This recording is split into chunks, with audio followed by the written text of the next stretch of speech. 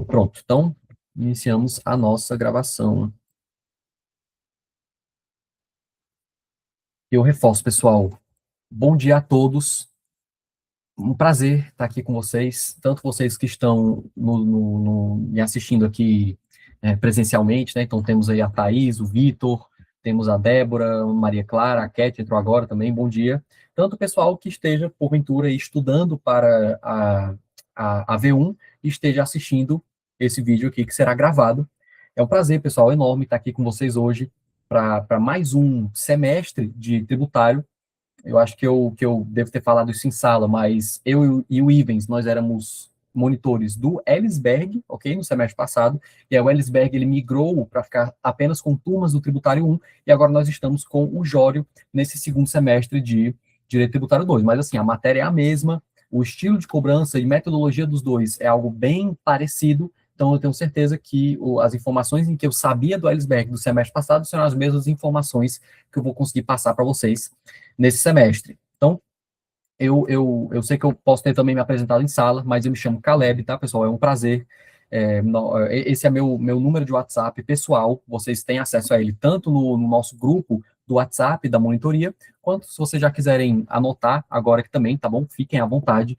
Nesse número, pessoal, vocês podem tirar a dúvida que vocês tiverem relacionado, seja a matéria, seja algum assunto da faculdade, tá bom? Não se preocupem, eu não tenho problema com horário, com a dúvida que seja. De vez em quando o pessoal chega aí 10 horas da noite, me mandando mensagem para tirar dúvida de alguma coisa, já diz logo, né? Cara, desculpa pelo horário, não se preocupem, tá? Eu não estou em expediente, eu não vejo isso como eu tenho que trabalhar só das 9 ali às 5, e o que vier depois disso é um favor que eu preciso fazer. Não se preocupem, tá, pessoal? Podem mandar mensagem, fiquem completamente à vontade. Eu sei que é uma disciplina que gera muitas dúvidas, isso é natural, tá? Então, fiquem à vontade para mandar, tanto no meu privado, quanto no do Ivens, quem você preferir, quanto no grupo que eu tenho certeza que, eu falo por mim, mas eu também falo pelo Ivens, que nós vamos te responder o mais rápido possível, com a melhor eficiência possível, tá? Qualquer assunto que você queira também, porventura, resolver com o Jório, também já ia falar Elisberg, com o Jório, fiquem à vontade para nos contactar também, beleza? Esse aqui, pessoal, é o nosso canal do YouTube, chama-se Direito Tributário 2 Unifor. Se você for lá agora, ele não tem nenhum vídeo, tá? Mas isso é porque a gente ainda a gente arquivou todos os vídeos do semestre passado, e aí nós vamos aí lançando eles de acordo com a ordem dos nossos GEDs. O GED da semana passada, do Ivens, teve alguns problemas de edição, mas a gente está trabalhando nisso, e já vai ser publicado juntamente com os slides no nosso Google Drive, perfeito? Então, não se preocupe em relação a isso. Ambos devem sair aí mais ou menos no mesmo dia, na mesma data, certo? Então, provavelmente, quando eu postar esse GED aqui que eu estou dando hoje, o do Ivens vai sair, no caso o GED 01, vai sair logo em seguida. Perfeito? Então, esse aqui é o nosso canal do YouTube, onde nossos GEDs, nossas questões ficam gravadas. Data das avaliações, eu sei que isso aqui já está na descrição do nosso grupo, mas eu quis deixar aqui só para organizar mais, ok? Então, temos aí a nossa primeira prova na próxima terça, né? Se eu não me engano, hoje é sábado, dia 7, a próxima prova é isso mesmo, dia terça já é a nossa primeira chamada, por isso que a gente está correndo aqui para dar toda essa matéria, né? Porque a gente começou atrasado, e a segunda chamada na quinta-feira, ok? A V2, mesma coisa, e aí nossa AV3 só lá no início de junho, ok? A gente fica de férias na primeira semana, ou se não me engano, na segunda semana de junho, perfeito? Então essas são as datas das nossas avaliações. Algumas orientações rápidas, gente, sobre a nossa AV1. Nós teremos questões subjetivas e questões objetivas, ok? Será uma prova tradicional. Eu não... Arimateia, tudo bem? Bom dia, você entrou agora, beleza? Será uma prova tradicional, tá, pessoal? Como nós estamos aí agora acompanhando pela primeira vez o Jório, eu não sei dizer exatamente o número de questões, mas como a gente ajudou ele na elaboração dessa AV1 agora, se eu não me engano, são 6 questões objetivas, tá, de marcar, valendo 1 ponto, e 2 questões subjetivas, cada uma valendo 2 pontos. Ao total, se você soma, dá aí, bem bonitinho, os 10 pontos aí da nossa prova, tá? Então, teremos aí, se eu não me engano, 6 questões objetivas e 2 questões subjetivas, muito parecidas com aquele material de questões que eu mandei no grupo, tá? Eu já vou dar a dica aqui para vocês, talvez algumas daquelas questões sejam questões que irão cair na prova de vocês, então eu recomendo demais que vocês façam essas questões do banco lá de questões que eu passei para vocês, tá? É só uma dica, não estou dizendo nada, é só uma dica. Algo interessante também, não há nenhuma diferenciação de dificuldade entre a primeira chamada e a segunda chamada, tá? Ambas são parecidas, são basicamente iguais, é o mesmo grau de dificuldade, ok? Nós veremos na AV1 dos artigos 113, que é de obrigação tributária, isso em atenção ao Código Tributário Nacional, CTN, nós veremos do artigo 113 até o artigo 138. Então, começamos, a AV1 vai até de obrigação tributária até denúncia espontânea, que é o último assunto que veremos no GED de hoje, perfeito? Hoje nós vamos estudar o início de responsabilidade tributária até denúncia espontânea. Em algumas instruções para a AV1, como eu conversei agora no início do GED com a Thaís, você pode levar para a AV1 uma espécie de, entre aspas, cola legalizada, certo? Então, uma folha aí de AV1 com as anotações que você quiser fazer, uma folha em papel A4, tá? Então, não levem uma cartolina, não levem, enfim, folha pequena, tá? Não precisa guardar no bolso, esconder. É uma cola realmente legalizada, é uma folha A4, tá? Não levem folha A3, né? Aquela folhazinha maior. Não precisa disso. É uma folha A4, pode escrever frente e verso, o que você quiser. O que eu recomendo? Escrever. Escrevam os principais conceitos, escrevam os assuntos que você mais tem dúvida, escrevam assuntos em que você acha que não consegue aprender agora e que precisa talvez ele memorizar, então escreva esses assuntos. Eu creio que não tem espaço na folha para escrever a literalidade da lei, do artigo 113 ao 138, até porque, como eu estava conversando com a Thaís, não pode levar o vade-mecum, tá? Essa folha 4 é a única ajuda que você pode levar para essa prova, então não pode levar o vade-mecum, mas pode levar essa folha 4. Então, se você tem uma dúvida maior ali em um artigo ou outro, aí sim eu recomendo transcrever a literalidade do artigo, ok, mas não precisa transcrever o artigo 113 até o 138, tá? Vai cansar a mão e na hora da prova não vai ser nem tão útil assim, tá? Porque a prova trabalha mais com casos concretos e menos com a literalidade da lei, perfeito? Então, folha única, frente e verso, papel A4 manuscrito, tá? Não pode ser impresso, manuscrito, escrito à mão. Nem vou falar da AV2, porque a AV2 segue a mesma exata sistemática da AV1, basicamente a mesma coisa, então questões subjetivas, objetivas, prova tradicional, se eu não me engano, vai ter também a cola legalizada, a única situação, a única questão aqui que vai mudar vão ser os artigos, né? Enfim, sobre a AV3, acho que todo mundo aqui já fez, vocês estão no sexto semestre, acho que todo mundo aqui já fez pelo menos uma AV3 colegiada. Eu imagino que sim.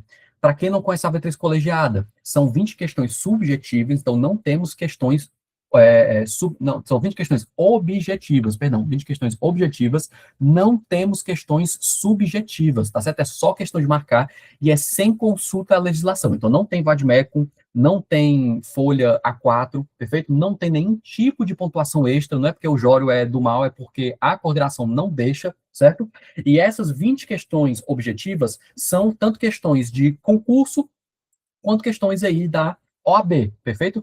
Essas questões, elas avaliarão o seu conhecimento da literalidade da lei. Então, do que a lei nua e crua está dizendo ali para você quando você abre o CTN e a Constituição para ler, ok? Então, é de extrema importância que você, até a V3, saiba aí pelo menos 90% da literalidade da lei. Não saiba, mas pelo menos já tenha lido, certo? Já tenha pelo menos passado o olho uma vez na lei, certo? Ler como um livro de história, assim, certo? Você pegar ela e ler artigo por artigo do 113 ali até o final da nossa disciplina, certo? Mesmo sendo uma prova que alguns consideram mais difíceis, outros consideram mais fáceis, eu, particularmente, não gosto muito, mas também não tenho muito problema com ela. Nós temos um robusto material de apoio, certo? Para essa AV3. Nessa AV3, ninguém vai soltar a mão de ninguém, isso eu garanto, certo? Eu e o Ivens, nós estamos aqui para ajudar vocês a não terem nenhum tipo de problema para essa prova, certo? Então, temos aqui já um vídeo já gravado, já editado, já feito, que eu vou só publicar perto da V3, do Ivens, são quase 2 horas aqui dele resolvendo questões importantes para a prova, certo?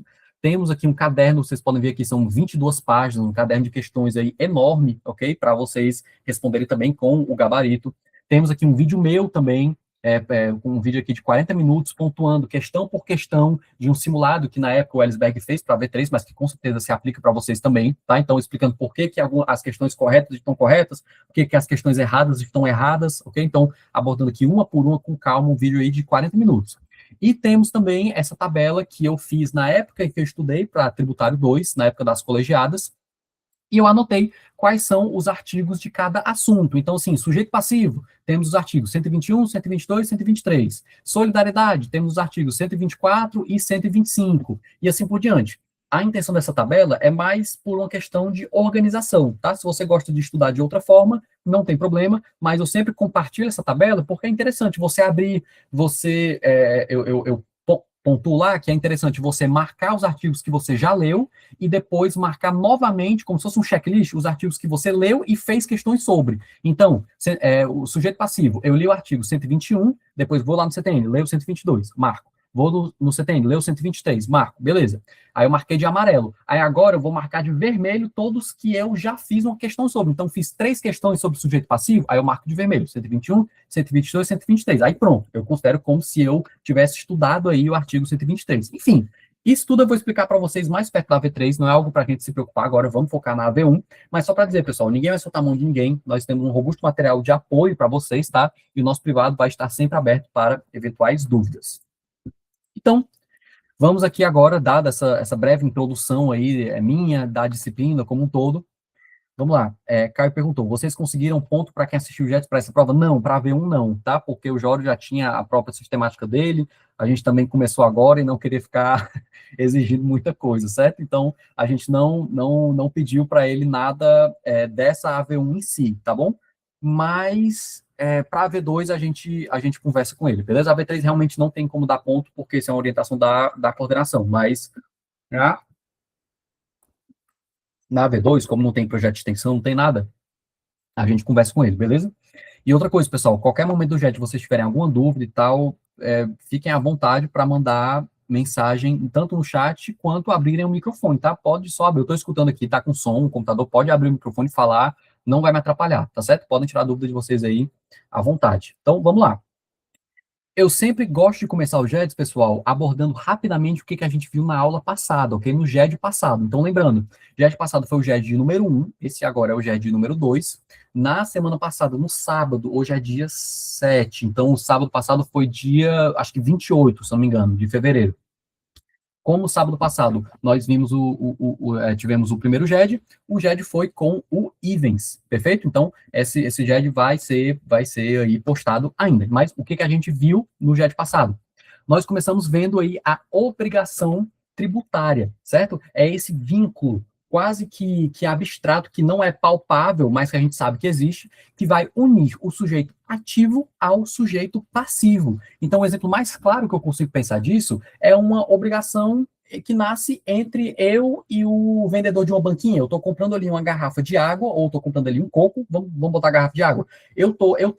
No momento em que eu fecho essa relação com ele, nasce a obrigação de eu dar os meus R$ 2 para comprar a garrafa d'água, e nasce a obrigação para o dono da banquinha de me dar a garrafa de água. Nesse caso aí, o sujeito ativo é ele, que está me dando a garrafa de água, e o sujeito passivo sou eu, que estou lhe dando o dinheiro, certo? Então, essa é uma obrigação jurídica. A obrigação tributária é algo muito parecido, mas nesse caso tem uma leve diferença.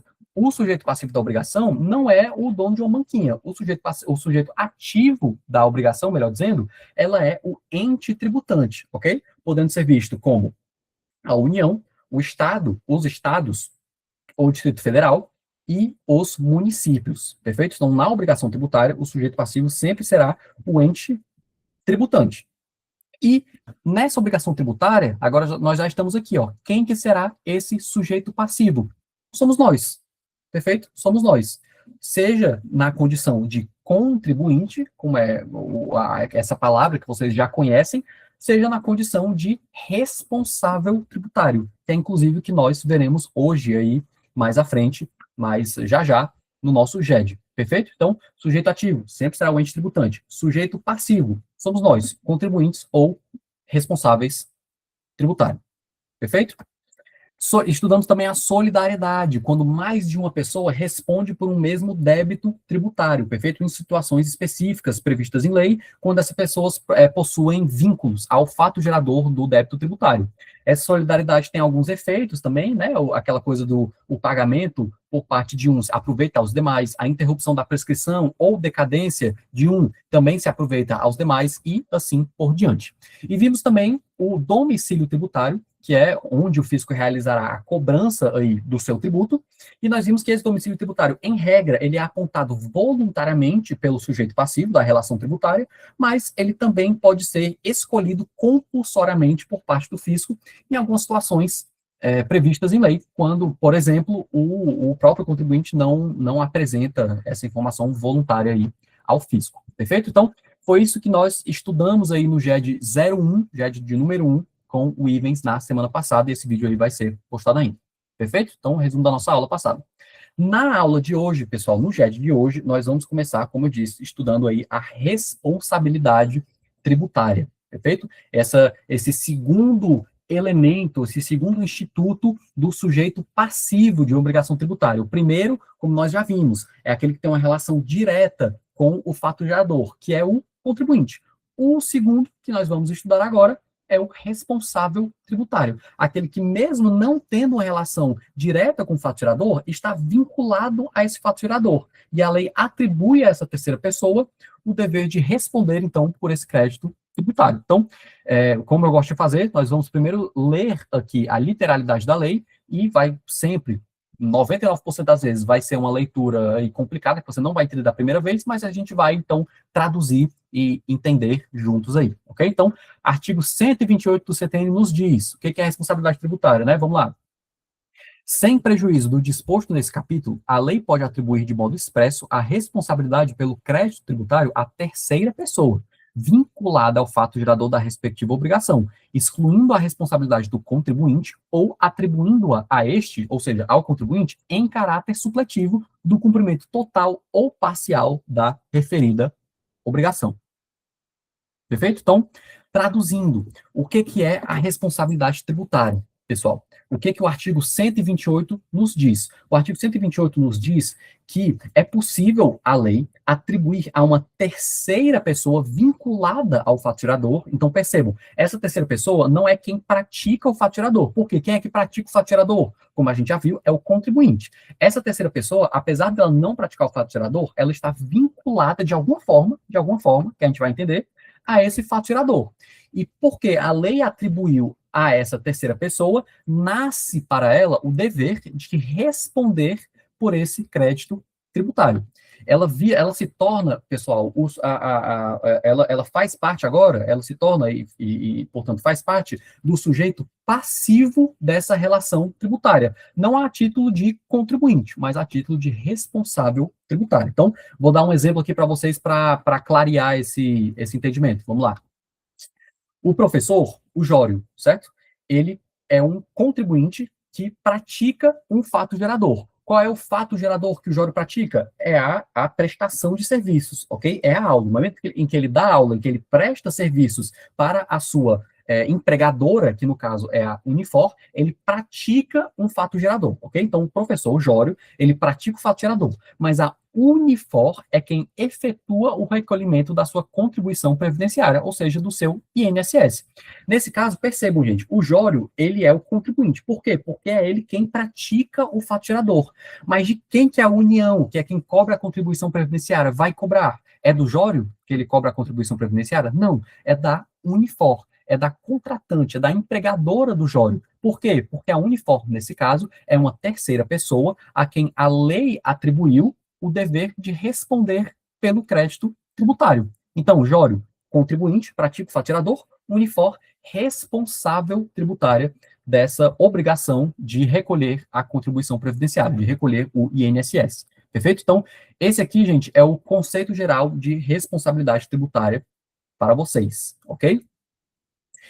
Essa responsabilidade tributária, ela é dividida em tipos e subtipos, ok? Então, temos aí a responsabilidade tributária por substituição, e temos a responsabilidade tributária por transferência. A por substituição é dividida em regressiva e progressiva, e a por transferência é dividida em responsabilidade tributária por sucessão, ok? Aí vários outros subtipos aí das responsabilidades tributárias por sucessão. Existe a responsabilidade tributária também de terceiros, a pessoal por infração, é o que nós vamos ver aí na aula de hoje, perfeito? São vários tipos de responsabilidade tributária. Eu acho que eu já falei isso nesses 2 minutos aqui, já devo ter falado bem umas 100 vezes. Então vamos lá.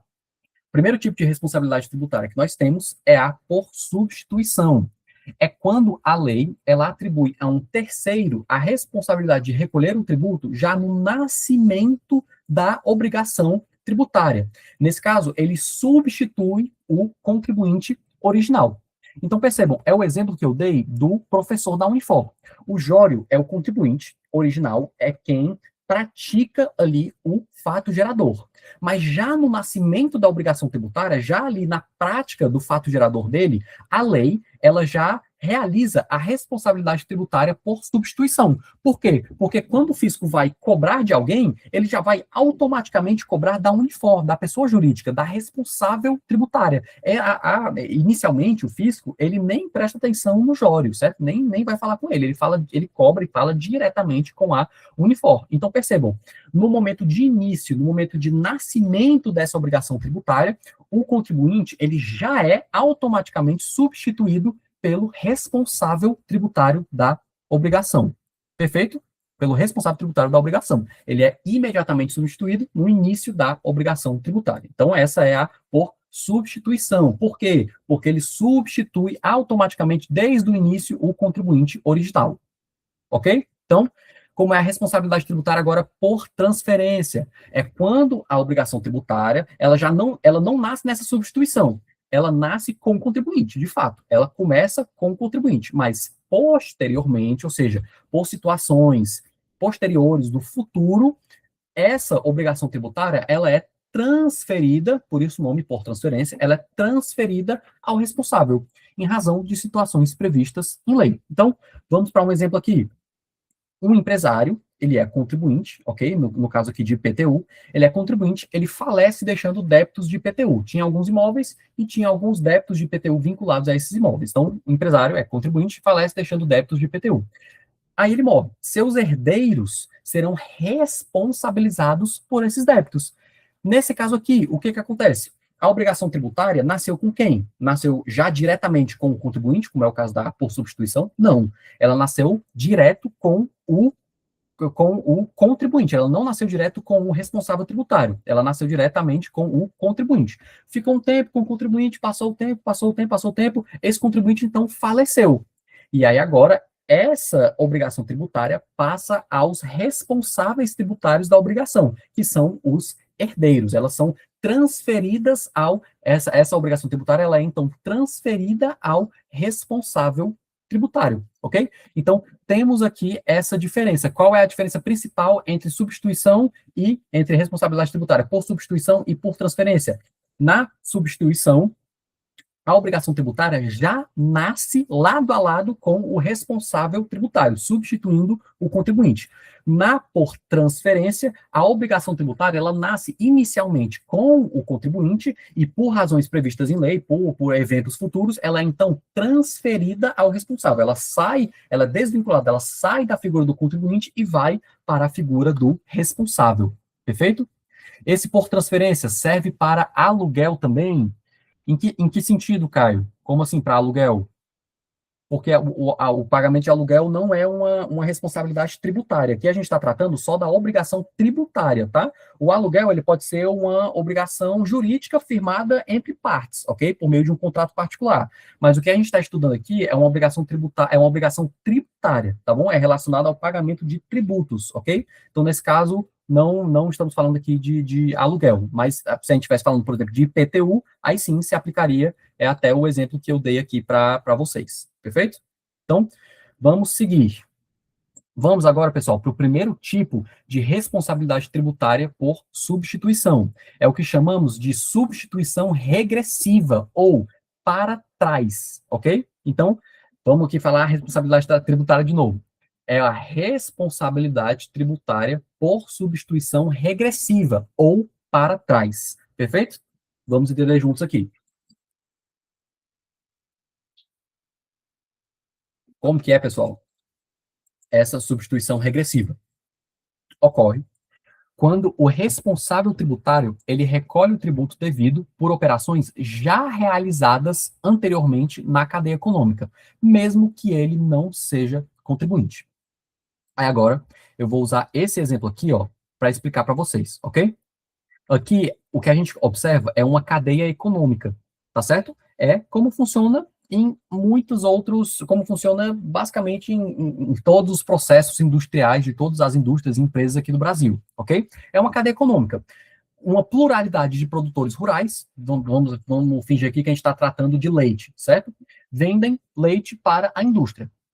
A indústria, então, vai manipular esse leite, né? Vai manipular esse insumo, vai então vender para uma pluralidade de supermercados. E já adiantando aqui para vocês, porque estamos aqui na mesma cadeia econômica, no slide seguinte a gente vai ver que essa pluralidade de supermercados vai então vender para nós, que somos aí os consumidores, vai vender para uma pluralidade de consumidores.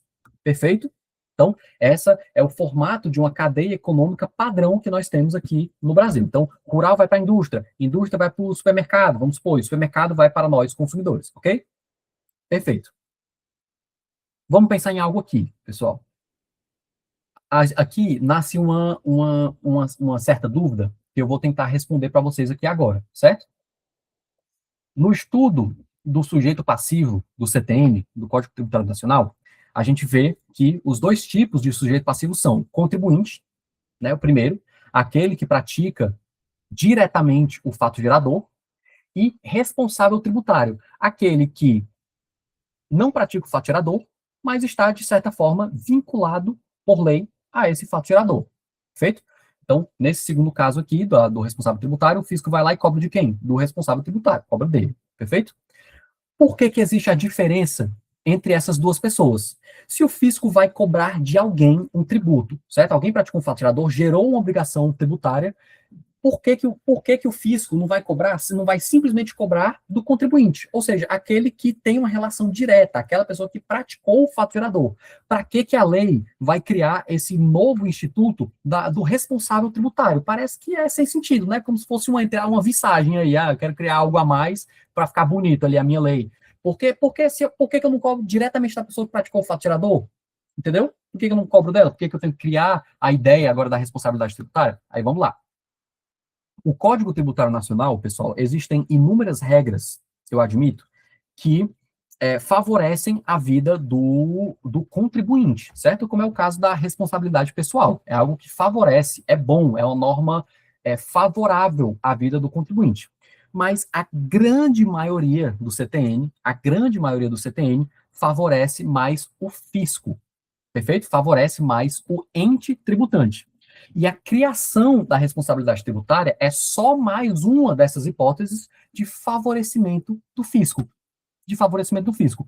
Por que que existe, pessoal, o Instituto da Responsabilidade Tributária? Por que que existe esse instituto? Porque isso facilita a vida do fisco. É mais fácil o fisco, em algumas situações, cobrar do responsável tributário do que cobrar do contribuinte em si da operação. É muito mais fácil. E é exatamente esse exemplo que eu vou dar aqui para vocês. É mais fácil o fisco cobrar, é mais fácil o fisco fiscalizar o responsável tributário do que fiscalizar o contribuinte. Olha esse exemplo aqui, ó. Vou mostrar aqui para vocês. Lembrem dessa consideração, tá? Antes de eu mostrar esse exemplo. Quem vende o produto, ok? Quem realiza a venda do produto, em regra, é contribuinte de ICMS. Acho que ICMS aqui, a maioria de vocês conhecem, né? Sabem, pelo menos, assim, o que é ICMS, Imposto sobre Circulação de Mercadorias e Serviços. A gente vai estudar a espécie dele específica, fato gerador e tal, bem mais lá no final do nosso semestre, perto da AB3, mas, regra geral, acho que todo mundo que conhece ICMS, né? Então, quem vende o produto, em regra, é o contribuinte de ICMS, ok? Vamos lá. Estamos aqui no início da nossa cadeia econômica, ok?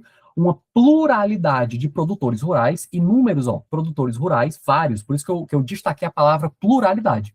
Vendem os seus produtos, ou seja, leite, vamos supor, para uma única indústria só. para uma única indústria só. Nesse caso aqui, dessa operação aqui, pessoal, quem é o contribuinte de ICMS? Lembra, quem vende o produto é contribuinte de ICMS. Nesse caso aqui, quem é contribuinte de ICMS? A pluralidade de produtores rurais, os vários produtores rurais que venderam para uma única indústria, perfeito? Aí eu já vou até avançar um pouco. Essa indústria vai vender os produtos para uma pluralidade de supermercados. Quem que vai ser o contribuinte? Quem vendeu, a indústria, perfeito? E quando essa pluralidade, esses vários supermercados que receberam o produto da indústria, venderem agora esses produtos para uma pluralidade de consumidores, quem será o contribuinte só dessa operação aqui, ó, entre supermercados e consumidores? Vai ser o supermercado, ou os supermercados, perfeito? Mas agora, gente, vamos voltar para essa operação aqui, certo? Porque a gente está estudando, por enquanto, a substituição regressiva, ou seja, para trás, ok? Operações já realizadas. Então, vamos lá. De quem que vocês acham, gente, apesar da pluralidade de produtores rurais serem os efetivos contribuintes da operação, de quem que vocês acham que vai ser mais fácil, ou seja, se é mais fácil, é menos custoso, certo? Para o fisco cobrar e fiscalizar essa operação aqui, ó. Vai ser mais fácil para o fisco cobrar e fiscalizar cada produtor rural desse para cada um e cobrar cada um, ou cobrar de uma única pessoa só, que é essa aqui, que é a indústria. Com toda certeza, sem nenhuma sombra de dúvidas, será da indústria, perfeito? Será da indústria. Por isso, gente, que essa relação aqui é o que chamamos de responsabilidade tributária regressiva. Por quê? Porque quem pratica o fato gerador dessa obrigação, na verdade, não é a indústria, é a pluralidade de produtores rurais. Os produtores rurais são os efetivos contribuintes dessa operação, mas o fisco, por uma facilidade, por ser menos custoso para ele, cobra de quem? Da indústria. Ele torna, então, dizer que ele cobra da indústria, quer dizer que ele torna, ele faz com que a indústria se torne a responsável tributária. Sob que fundamento? Sob o fundamento da substituição regressiva. Perfeito? Então, pluralidade de produtores são contribuintes, mas a indústria é a responsável tributária, é de quem o fisco vai cobrar. Perfeito? Então, vamos agora continuar aqui para o outro tipo de substituição. Lembrando, estamos na mesma cadeia econômica, tá? Foi do agronegócio aqui, foi dos produtores rurais para a indústria, para os supermercados, e dos supermercados agora vai para os consumidores. Perfeito? Então, vamos lá. O que é a substituição progressiva? Agora não é mais a regressiva para trás, é a progressiva para frente, ok? Então, vamos lá. É quando o responsável tributário ele recolhe antecipadamente o tributo devido por operações futuras na cadeia econômica, ou seja, operações que ainda irão acontecer, Então, vamos lá. Indústria vende os produtos para o supermercado. Quem pratica o fato gerador? Quem vende o produto é o contribuinte de ICMS. Então, indústria será que é a contribuinte de ICMS nessa venda aqui.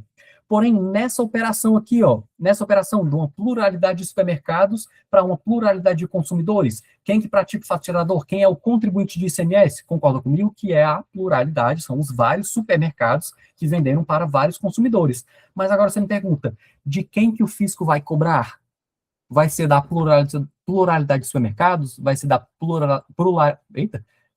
pluralidade de consumidores? Não, nenhum desses dois. Vai ser da indústria. Vai ser da indústria. Quando? Nessa operação aqui, entre indústria e supermercados. Então, nesse caso aqui, como que vai acontecer? Indústria vai receber os insumos aqui dos produtores rurais. Vai pagar ICMS por isso. Indústria, então, vai manipular. Então, vai pegar esse leite, vai colocar ele dentro do plástico, vai botar o rótulo, vai botar a tampa, deixar ele bem bonitinha e mandar para o supermercado. Mandar, no caso, vender para o supermercado. Quando ela vende para o supermercado, ela se torna contribuinte de ICMS. Mas, além de se tornar contribuinte de ICMS, ela também se torna responsável tributária por uma operação que ainda vai acontecer no futuro entre os supermercados e os consumidores. Perfeito? Então, assim, vamos contar aqui quantas vezes a indústria paga ICMS. Uma, nessa operação, duas, sendo contribuinte, e três, sendo responsável tributária progressiva, ou seja, responsável tributária para a frente. Perfeito? Então, pessoal, isso é só mais um exemplo de como a nossa lei, atualmente, ela favorece bem mais o fisco do que ela favorece o contribuinte. Perfeito? Então, por que que ela cobra da indústria? Como eu disse para vocês, porque a lei é ruim, porque é uma sacanagem? Não, porque é mais fácil para o fisco cobrar da indústria. Pô, se é mais fácil, custa menos. Tudo que é mais fácil no direito tributário custa menos, certo? Então, é mais fácil para o fisco fiscalizar, é mais fácil para o fisco cobrar a indústria do que uma pluralidade de vários outros contribuintes. Ok? Então, essa foi a substituição, a responsabilidade tributária por substituição, tanto regressiva quanto progressiva. Por que por substituição? Se a prova perguntar por que por substituição? Porque no nascimento da obrigação tributária já existe a figura do responsável tributário que substitui automaticamente o contribuinte. Perfeito? Então, acabamos com responsabilidade tributária por substituição. Agora, nós vamos tratar dos tipos de responsabilidade tributária por transferência, ou seja, em aquele em que a obrigação tributária, primeiro, nasce com o contribuinte e é posteriormente transferido ao responsável tributário, perfeito? Por situações aí previstas em lei. Então, responsabilidade tributária dos sucessores, é o primeiro tipo aí de responsabilidade tributária por transferência. E aí essa responsabilidade tributária dos sucessores tem os seus próprios subtipos. Então, temos aí a responsabilidade tributária por sucessão imobiliária, por sucessão inter vivos, por sucessão causa-mortes, por sucessão empresarial e por sucessão comercial, cada um aí com seus respectivos artigos. Perfeito? Vamos ver cada uma?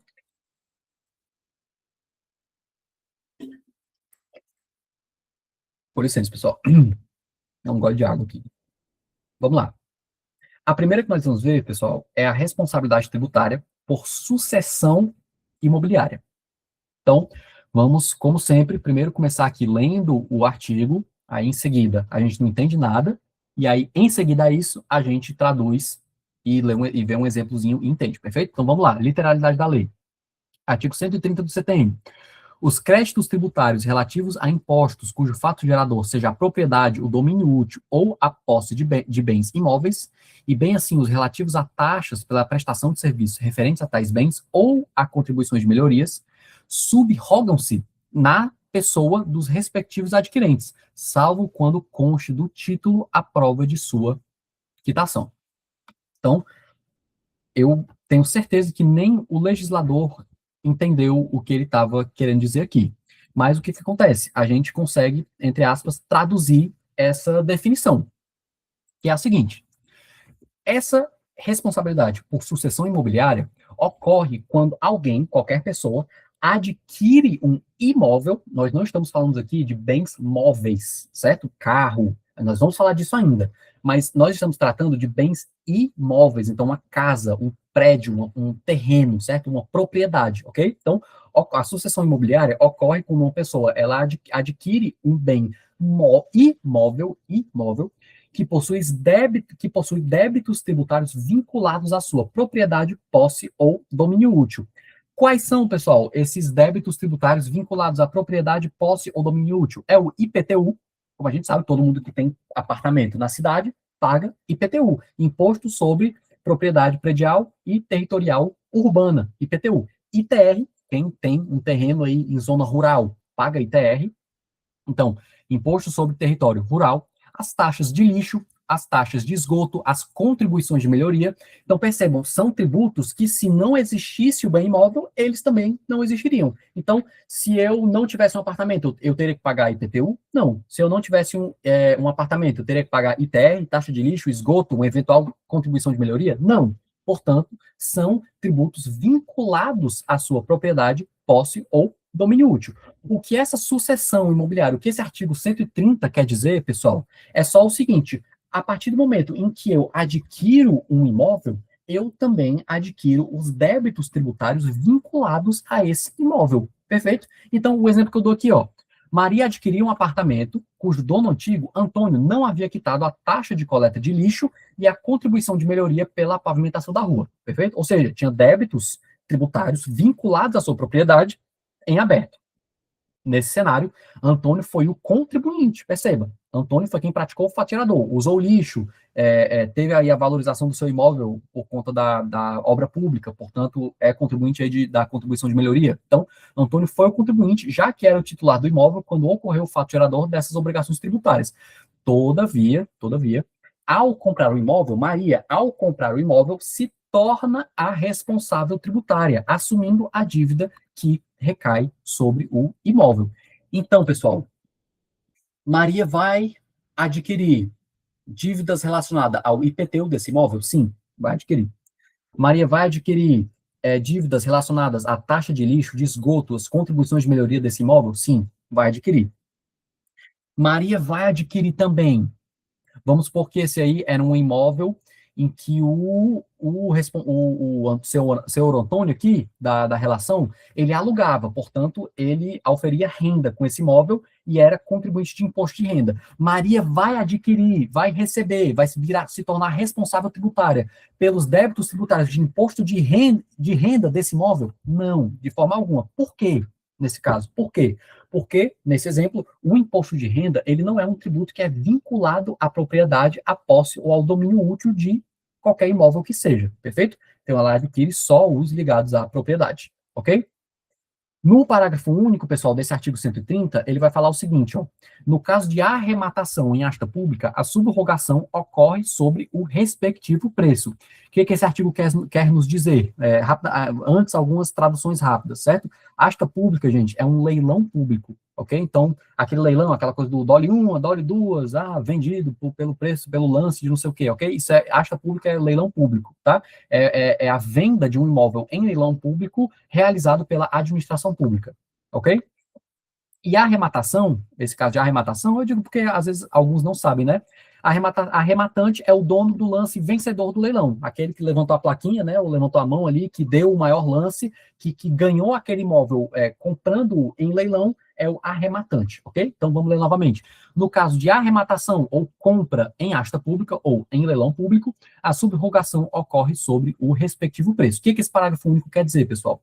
É que na compra de um imóvel em leilão pública, caso haja débitos vinculados à propriedade, posse ou domínio útil, o adquirente, ou seja, o arrematante, o que adquiriu esse imóvel, ele não se torna responsável por esses tributos, pois os débitos tributários, eles já estão incluídos no preço, tá certo? Então, essa situação é como se fosse, gente, uma exceção a essa regra geral do artigo 130.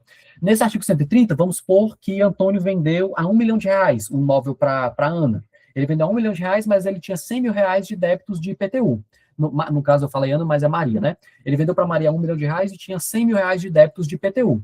Vendi para Maria. Maria comprou, o que ela pagou no imóvel? R$ 1 milhão, mas ela recebeu também um débito de R$ 100 mil apenas a título de IPTU, perfeito?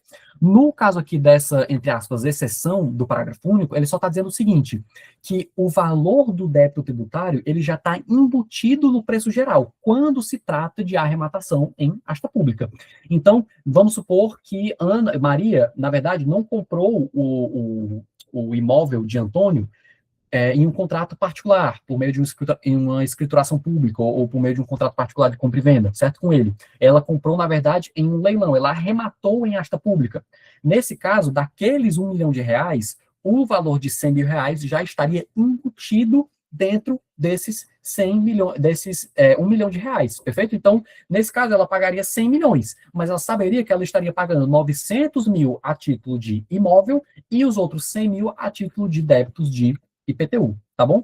Então, é só para vocês ficarem cientes que essa regrinha da responsabilidade tributária na aquisição de bens imóveis não se aplica à arrematação em asta pública, perfeito? Esse lance aqui que eu dei, esse exemplo aqui que eu dei é muito parecido com o exemplo da Maria e do Antônio, ok? Então, isso não, essa subrogação, essa responsabilidade tributária não se aplica nos casos de arrematação em asta pública. Por quê? Porque o valor do tributo já está embutido no valor pago pela pessoa, ok? Pelo arrematante. Próximo, esse aqui é o tipo mais fácil que tem.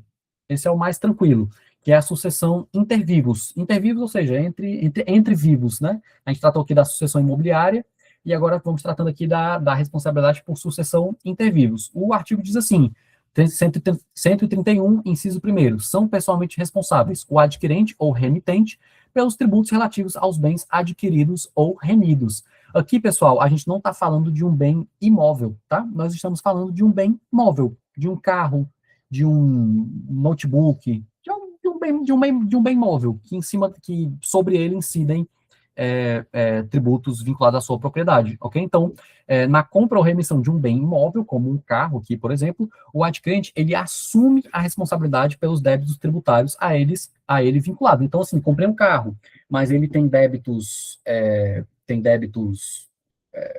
existentes de IPVA, eu vou ter que assumir aí a responsabilidade tributária por esses débitos de IPVA, perfeito? Aí só para que vocês não saiam aqui sem entender, essa palavra remitente aqui, relacionada aos bens adquiridos ou remidos, remissão é o ato de um devedor, ele pagar sua dívida para que um imóvel que já esteja penhorado seja leiloado, seja vendido em leilão, certo? Então, eu tenho uma execução fiscal ajuizada contra mim. Vem o oficial de justiça na minha casa para me intimar e levar o meu carro. Só que esse carro tem um valor sentimental e tal. Esse carro foi penhorado e vai ser levado a leilão. Aí eu estou preocupado porque eu quero muito esse carro, eu vou lá e compro esse carro de volta. Eu pratico uma remissão, perfeito? Só para que vocês entendam, tá? Mas, regra geral, entendam como aquisição, tá? Eu estou comprando um bem móvel, então eu recebo os débitos tributários vinculados a esse bem móvel. A título de contribuição? Não, a título de responsabilidade. Eu me torno o responsável tributário dessa obrigação. Show? Vamos para o próximo. Temos aqui a sucessão causa-morte. Vimos a sucessão entre vivos, agora a sucessão causa. Aquele exemplo inicial que eu dei sobre um empresário que tinha débitos de IPTU e que morre, e que aí esses débitos passam para a herança dos seus filhos. Pode falar, Arimateia, vi que você levantou a mão aí. Fique à vontade, cara. Me diz uma coisa. Claro. Em sala, o professor falou que quando nesse anterior slide anterior aí, por Deixa eu favor, voltar. Intervivos. intervivos, quando for questões de bens móveis, Certo? tudo bem que está no código aí, mas a gente, na jurisprudência, pode Certo. vir a tratar o bem como se fosse imóvel. Tratar Isso, um bem imóvel como se fosse imóvel. Ah, entendi. Aplicar a mesma regra de um bem móvel a um bem imóvel, né? Pelo que eu Arimateia, pude na entender, nossa, na nossa, tem isso, certo? Mas ele falou alguma coisa certo? nesse sentido de a gente aproveitar Perfeito. e não Estou lhe pagar o entendendo. entendeu? Estou lhe entendendo perfeitamente. Arimateia, é algo que eu ia lhe dizer. Na nossa jurisprudência, principalmente nos nossos precedentes atuais, nossa situação aí do STF, hoje em dia pode tudo, certo? A gente pode considerar, inclusive, o que não é tributo como tributo, o que é tributo como não é tributo. A gente está interpretando a legislação de diversas formas, sejam elas parecidas ou não com o que está em lei, certo? O Jório pode ter tratado com vocês algo que é um entendimento atual, porque ele é da prática, né? Se eu não me engano, o Jório deve ser advogado, né? Ou algo do tipo, ou doutrinador sobre. Então, com certeza, ele sabe do assunto muito mais do que a gente. Mas, assim, isso aqui é a regra geral, tá? Em geral, os bens móveis na lei são vistos como os bens móveis. A eles se aplicam o artigo 131. E os bens imóveis se aplica, no caso aí, o artigo 130 e o parágrafo único do 130, tá? Se na jurisprudência nós temos essa variação de interpretação, aí é algo ligado à jurisprudência. Mas, regra geral, o que seria eventualmente cobrado numa prova não seria a jurisprudência, mas seria a regra geral de vocês. Perfeito? Tudo bem. Show?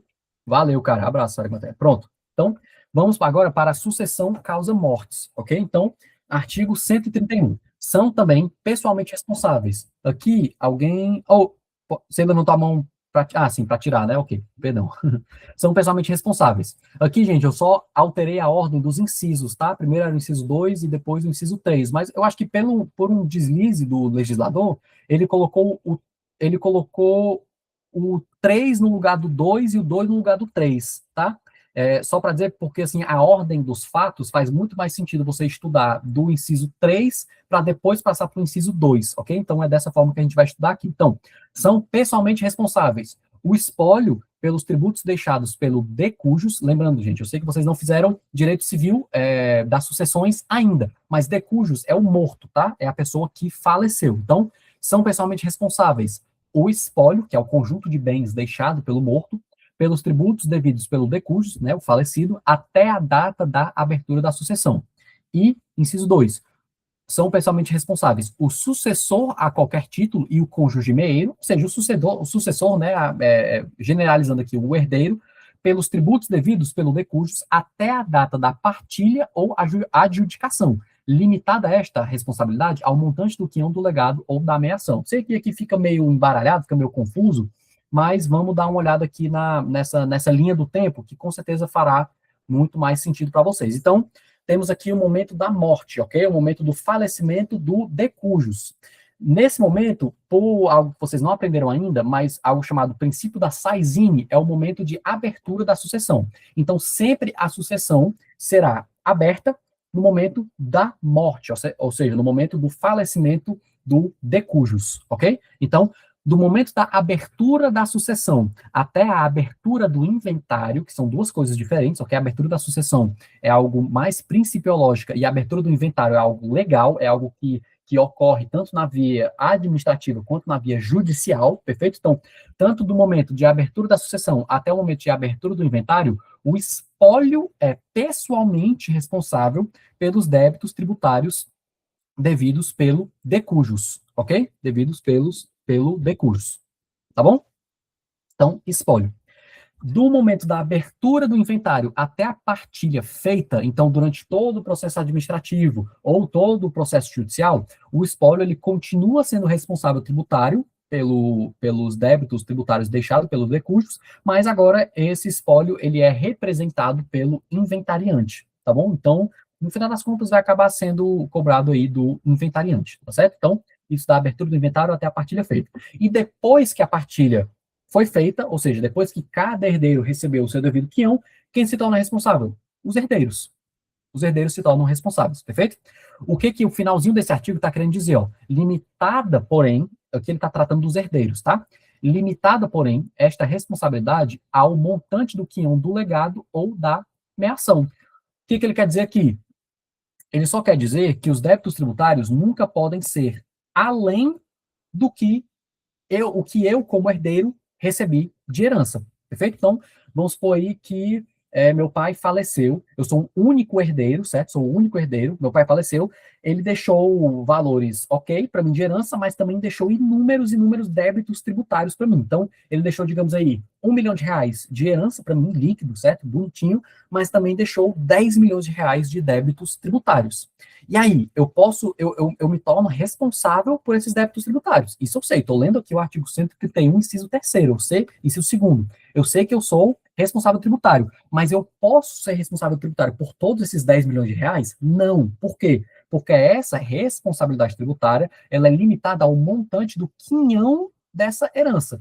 Então, eu só posso ser responsável tributário até o tanto que eu recebi. Eu não recebi R$ 1 milhão e tenho R$ 10 milhões de débitos? Pronto. Eu só posso ser responsável tributário até R$ 1 milhão e não até os R$ 10 milhões.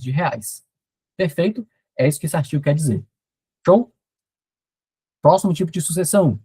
Vamos para a sucessão empresarial. Eu fiz agora, gente, só a título de curiosidade, eu acabei de fazer há umas 2 semanas atrás, estou esperando o resultado ainda, mas acho que deu certo.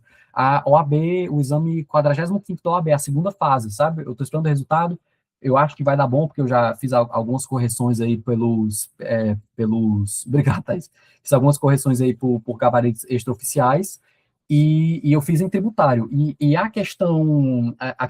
a primeira questão subjetiva, porque são 4 questões subjetivas, a primeira questão subjetiva tratava sobre sucessão empresarial. Então, percebam, é uma matéria extremamente importante, inclusive a fundamentação da questão era esse artigo 132, era uma questão que falava especificamente de incorporação empresarial, certo? Então, vamos estudar aqui comigo, porque, quem sabe, no futuro, essa questão não se repete, né? Então, vamos lá. Responsabilidade tributária por sucessão empresarial. Artigo 132. A pessoa jurídica de direito privado que resultar de fusão, transformação ou incorporação, eu não incluí aqui, pessoal, mas a jurisprudência entende como a cisão também, tá? Então, eu vou incluir. Então, de novo, a pessoa jurídica de direito privado que resultar de fusão, transformação, incorporação ou cisão de outra ou em outra é responsável pelos tributos devidos até a data do ato. pelas pessoas jurídicas de direito privado, fusionadas, transformadas ou incorporadas.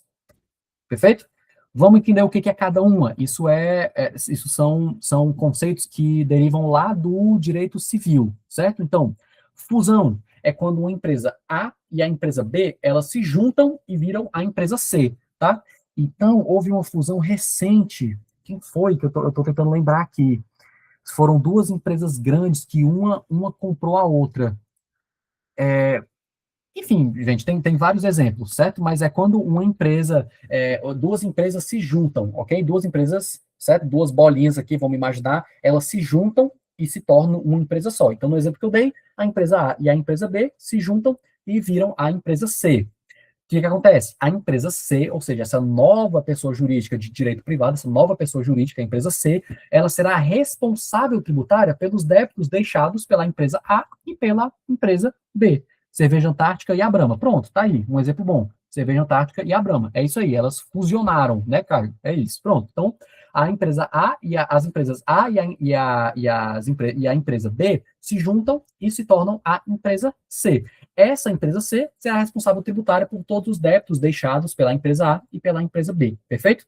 Transformação é quando a empresa A, ela muda completamente o seu ramo de atividade. Então, uma empresa de agronegócio que passa a vender sapato, assim, ela sofre uma completa transformação, ok? A empresa transformada, ou seja, a nova pessoa jurídica, será responsável tributária deixado pela empresa de atividade antiga, ou seja, pela antiga empresa. Incorporação, que foi o exemplo da OAB, é quando uma empresa maior A, ela absorve uma empresa menor B. Ou seja, quando uma maior A, ela faz a compra de uma empresa menor B. Então, temos aqui a bolona grandona, que é a empresa A, e temos a bolinha pequena aqui, que é a empresa B. A empresa A vai lá e, come, né, entre aspas, a empresa B e se torna aí essa empresa maior, essa empresa C. Eles realizam aí uma incorporação, tá? No caso, a empresa incorporadora A, ou seja, a maior zona A, será responsável tributária pelos débitos deixados pela empresa incorporadora B. E aí a questão da OAB era exatamente essa. Uma empresa menor foi incorporada por uma empresa maior. Essa empresa menor tinha débitos de IPTU. E aí, essa empresa maior vai responder essa empresa incorporadora maior vai responder pelos débitos de IPTU? Acho que já dá para responder, com toda certeza. Ela vai responder pelos débitos de IPTU. Por quê? Porque a empresa incorporadora A maior, ela se torna responsável tributária pelos débitos deixados pela empresa incorporada. Show? É só isso, pessoal. A OAB tem muito mistério, não. Se você acertar o posicionamento fundamental, você acerta a questão, ok? E o exemplo da cisão é quando é o contrário da fusão. Cisão, fusão, o contrário da fusão. É quando a empresa A, ela se separa em empresas B e em empresa C, tá? Então, faz aí essa separação. No caso, tem só um detalhe um pouco diferente, é que as empresas B e C que se separaram, elas são pessoas diferentes, percebam, né? Uma empresa maior que se separou em outras duas. Dá para ver na câmera? Acho que dá, pronto. Empresa maior, ela se separou em outras duas, perfeito? Então, nesse caso, as empresas B e a C, como são pessoas jurídicas distintas, de CNPJs diferentes, ou seja, pessoas, mais do que uma pessoa, elas serão o quê? Solidariamente responsáveis, ok? Solidariamente responsáveis pelos débitos deixados pela empresa A, ok? Aí aplicam-se as mesmas regras, pagamento de uma vale aos demais, a interrupção da prescrição contra uma vale também para as demais e assim por diante. Show? Show. Vamos lá. Vamos aqui para o último tipo de responsabilidade tributária dos sucessores, ok? Que é a responsabilidade tributária por sucessão comercial. Então, olha aqui. Então, vamos lá. Sucessão comercial. Artigo 133. A pessoa natural ou jurídica de direito privado que adquirir de outra, por qualquer título, fundo de comércio ou estabelecimento, ou seja, uma pessoa que adquire um estabelecimento de outra e continuar a explorar a respectiva exploração sobre a mesma ou outra razão social ou sobre firma ou nome individual, responde pelos tributos relativos ao fundo ou estabelecimento adquirido devidos até a data do ato. Até a data do ato. Então, gente, entendam, aqui a gente está falando de um trespasse, ok? Regra geral, a gente até chama essa responsabilidade de responsabilidade tributária do trespasse, é um outro nome para essa sucessão comercial. Por quê? O que é um trespasse? A gente estudou isso no direito empresarial. O trespasse é a alienação, é a compra e venda de um estabelecimento comercial, certo? Você transfere a titularidade desse estabelecimento comercial, a marca, os clientes, o nome, o endereço, muitas vezes a própria propriedade do local, a gente transfere esse estabelecimento comercial de uma pessoa para a outra, ok? É uma simples alienação, é uma compra e venda de um estabelecimento. Show? Então, nesse caso, quando o adquirente, ele continua a explorar a mesma atividade, ok? Quando ele continua a explorar a mesma atividade, ele se torna o responsável tributário integral dessa obrigação, perfeito? Então, vamos tratar aqui das hipóteses, ok? Que fica mais fácil da gente entender, certo? Então, nos casos em que o adquirente, ou seja, a pessoa que compra esse estabelecimento, ok? A pessoa que compra esse estabelecimento, ele continua a explorar o estabelecimento adquirido, a sua responsabilidade tributária será integral se o alienante cessar a exploração da atividade, certo? Se o alienante cessar. Então, eu vendi a minha loja de ferramentas para o Caio, que está nos assistindo, certo? Eu vendi a minha loja de ferramentas para o Caio. Eu sou o alienante e o Caio é o quê nessa relação? Adquirente, perfeito? Se o Caio na verdade, se eu, que eu sou alienante, perfeito, eu sou alienante, o Caio é adquirente. Se eu, que sou alienante, continuo a explorar essa atividade comercial de loja de ferramentas, abrindo outra empresa, chamando essa empresa de outro nome, mas continuar nesse mesmo ramo de atividade, eu respondo da forma do inciso 2 aqui, ó. Eu respondo de forma subsidiária com o adquirente. Eu respondo de forma subsidiária com o adquirente. Porém, se eu, alienante, deixar de praticar essa atividade comercial e esquecer dessa loja de ferramentas, aí o alienante terá a responsabilidade integral, perfeito? Terá a responsabilidade integral. Então, eu, alienante, cessei a exploração da minha atividade, todos os meus débitos passados vão integralmente para o adquirente.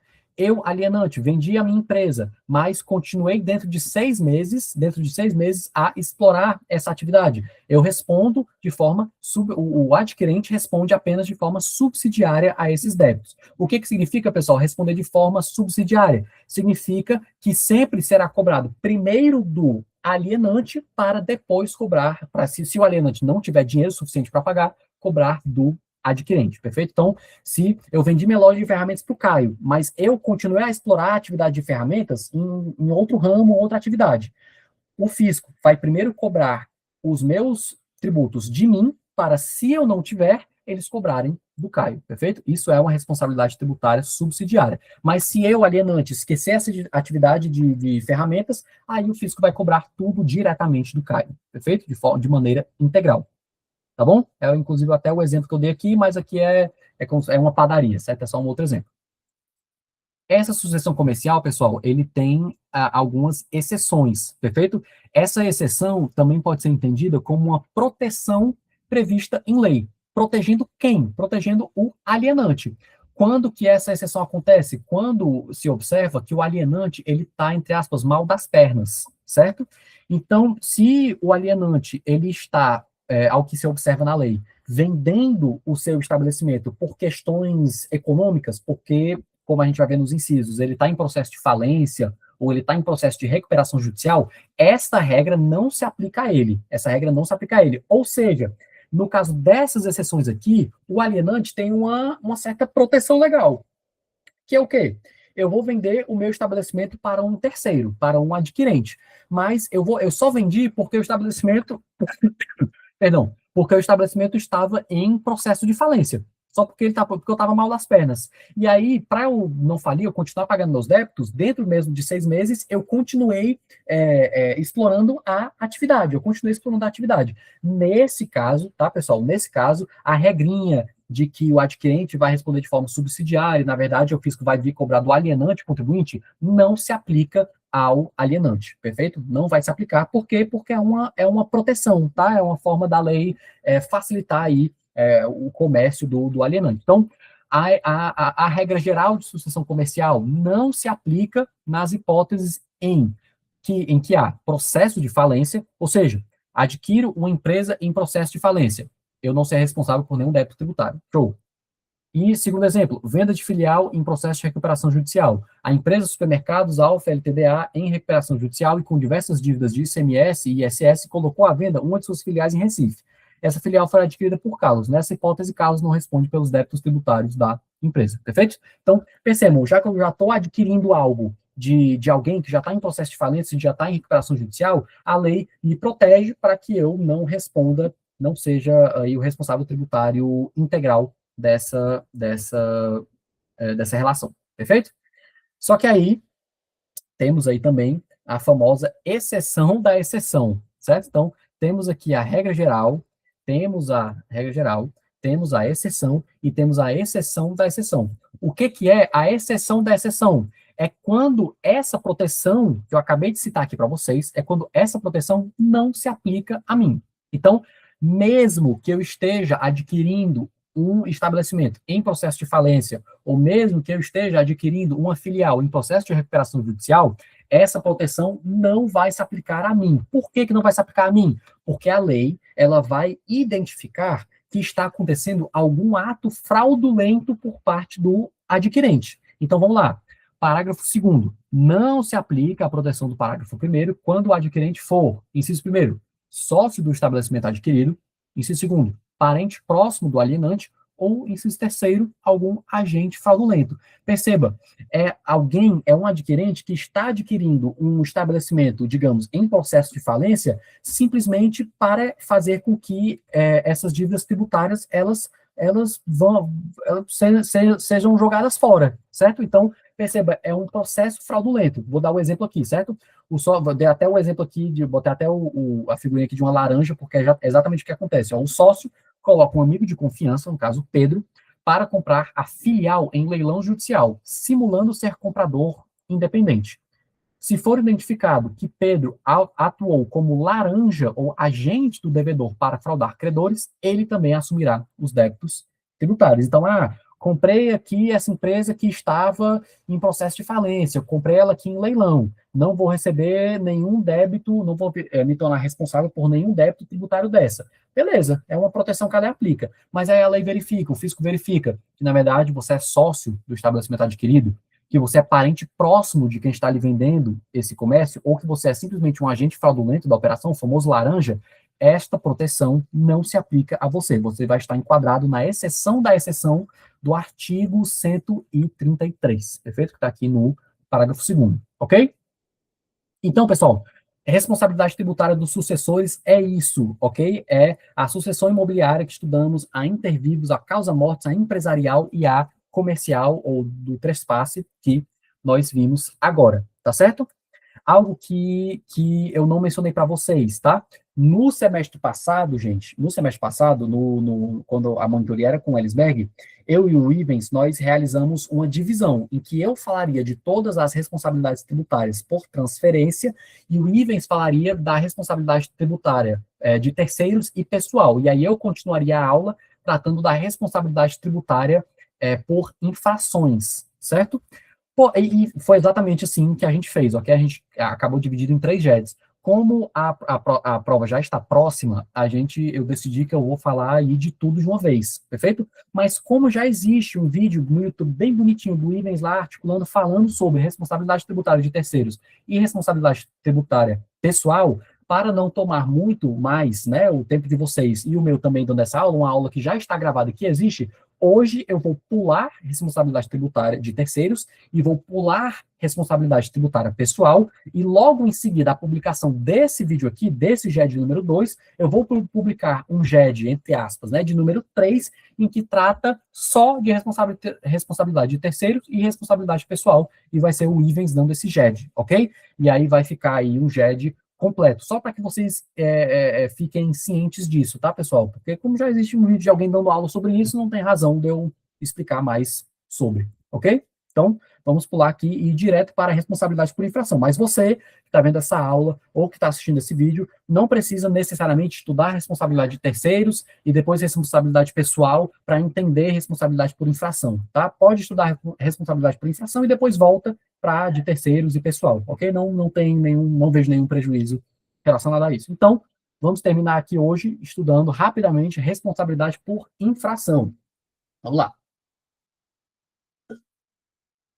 O artigo 137 vai nos dizer, do CTN aqui ainda, a responsabilidade é pessoal ao agente, ou seja, ela é pessoal, ela não é da empresa, ela é pessoal, ela afeta o patrimônio pessoal do agente. Quanto às infrações conceituadas por lei como crimes ou contravenções, salvo quando praticadas no exercício regular de administração, mandato, função, cargo ou emprego, ou no cumprimento de ordem expressa por quem, emitida por quem de direito. Aqui, pessoal, a gente está estudando quem pratica uma conduta ilícita. A gente está estudando que quem pratica uma conduta ilícita, uma conduta que é classificada por lei como crime ou como contravenção tributária, ela responde pessoalmente e exclusivamente, não é de forma subsidiária, não é de forma solidária, ela responde exclusivamente pelos tributos decorrentes dessa infração. Bem como, além disso, né, os crimes previstos, pelos crimes e as penas previstas no âmbito do direito penal, tá? Então, o que essa responsabilidade por infração está nos dizendo é que quem pratica algum crime tributário, participante, por exemplo, de uma empresa, ela vai responder não só pelas obrigações tributárias dessa relação, como ela também vai responder ali no âmbito penal, tá? Não existe essa, digamos assim, essa bis in idem dessa relação, ok? Eu respondo tanto da parte tributária quanto da parte penal. Essas coisas não estão juntas e misturadas ao mesmo tempo, tá, pessoal? Não tem. Vocês vão postar hoje? Vocês vão postar ainda hoje as aulas gravadas? Sim, Thaís, provavelmente sim. Se não hoje, amanhã, perfeito? Porque eu já sei que a prova de vocês é na terça, tá? Show. Então, assim, é junto e misturado, tá, pessoal? Não. Se eu responder pelo tributário, eu não respondo pelo penal. Se eu responder pelo penal, eu não respondo na parte tributária. Não é assim, eu respondo pelos dois ao mesmo tempo, tá? Então, um exemplo. Contador de empresa, ele cria um esquema fraudulento de notas fiscais falsas para reduzir a base de cálculo do ICMS, com o objetivo de pagar menos imposto. Isso é um crime, tá? Isso é um crime. Se esse crime for descoberto, esse contador, ele responde pessoalmente, tá? Quem vai ser o responsável tributário dessa obrigação não vai ser a empresa, vai ser o contador, ele responde pessoalmente com o seu patrimônio pessoal, com a sua própria casa, com a sua conta de investimento, certo? Com a sua poupança, ele mesmo responde e não a empresa, além de responder também no âmbito do direito penal, ok? E a exceção que o próprio inciso nos traz é quando o agente, ele apenas cumpre uma ordem expressa e legítima de um superior hierárquico, tá? Então, é quando a pessoa ela é uma mera portadora de vontade na empresa. É um contador desse que, apesar de ter uma certa autonomia, ele também ele cumpre as vontades da empresa. Então, assim, a empresa fala, se você não fizer isso, eu vou te demitir, entendeu? Assim, a pessoa fica numa situação meio contra a parede, sabe? Então, assim, claro que vai no caso a caso, mas a lei já atribui essa exceção de que o agente, ele era um mero portador de vontade da empresa, tá bom? Ele não era, de forma alguma, aí, a cabeça pensante, criminosa por trás dessa contravenção aí, ok?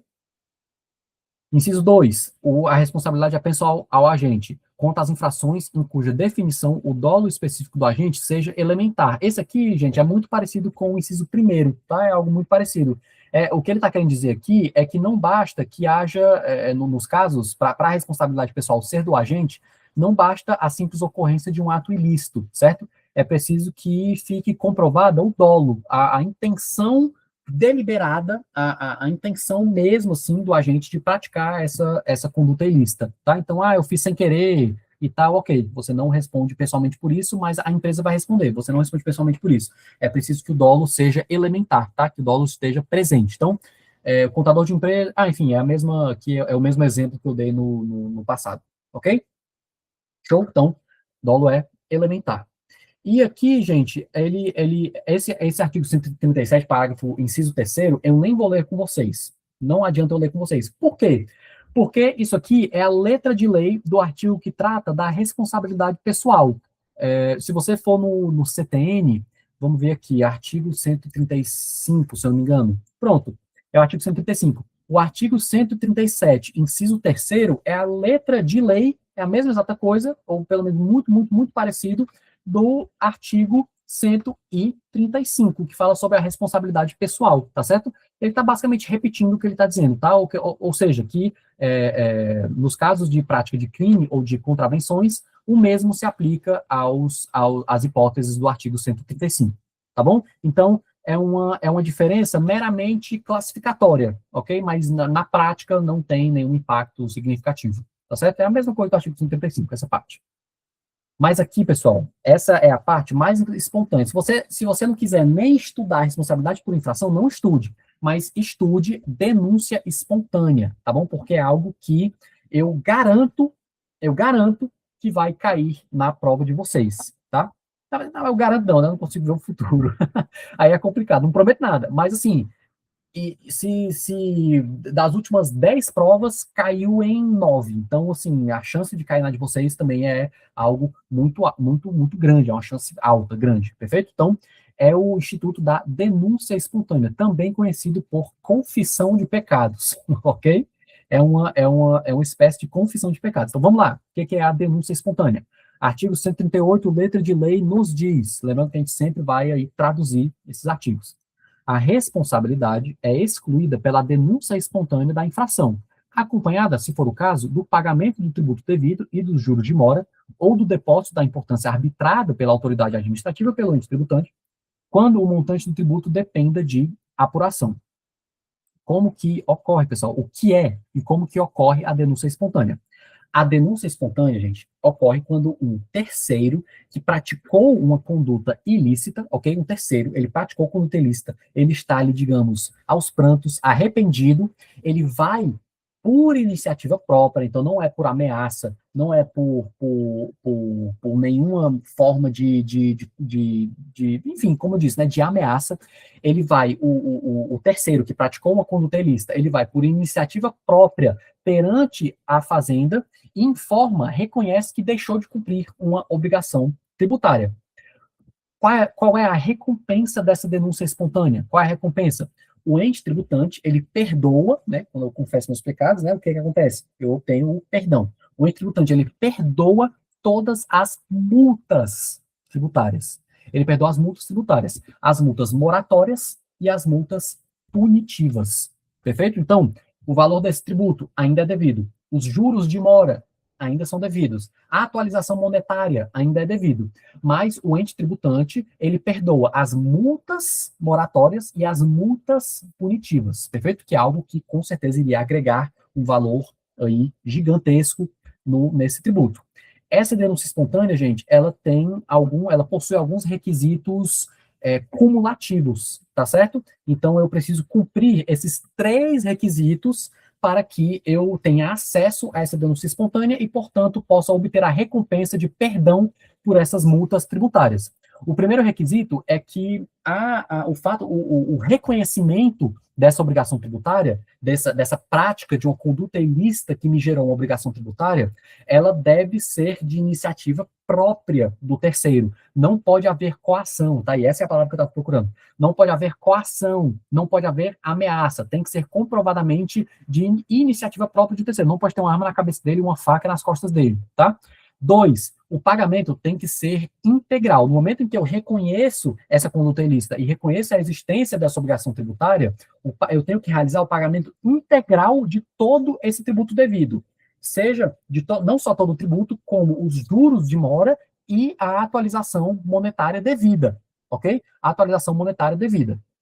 Então, assim, eu não posso chegar no fisco, fisco, me desculpa que eu realizei aqui né, que eu fiz aqui essa besteira, mas deixa eu parcelar essa dívida? Não, não pode. Para eu ter acesso à denúncia espontânea, ao Instituto da Denúncia Espontânea, eu preciso quitar integralmente esse débito. Então, primeiro requisito, tem que ser iniciativa própria do terceiro, do que realizou essa conduta ilícita. 2, o pagamento do tributo, dos juros e da atualização monetária tem que ser realizado de forma integral. E o terceiro, pessoal, e o mais importante, que é onde onde as questões de prova te pegam, na pegadinha. é a questão do parágrafo único, é a questão da antecipação que está previsto no parágrafo único desse artigo, que é o artigo 138. É que, nesse caso, não pode ter ocorrido qualquer ato prévio de cobrança por parte do fisco. Então, vamos supor, realizei essa conduta ilícita, certo? Realizei essa conduta ilícita, sei que essa conduta ilícita gerou uma obrigação tributária. Estou com medo de, nessa conduta ilícita, incidir juros de mora, quer dizer, incidir multas, moratórias, multas punitivas. Vou lá, vou por iniciativa própria do terceiro, vou realizar o pagamento integral, mas eu descubro que o fisco ele já tinha me cobrado desse valor.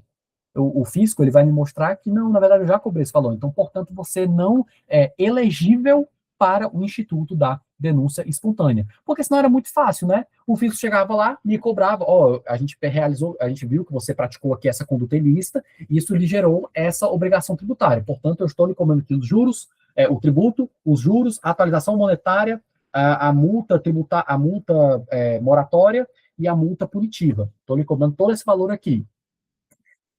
E aí eu vou lá, não, mas eu quero me beneficiar aqui do Instituto da Denúncia Espontânea. Não pode, não consigo. Por quê? Porque eu não me antecipei.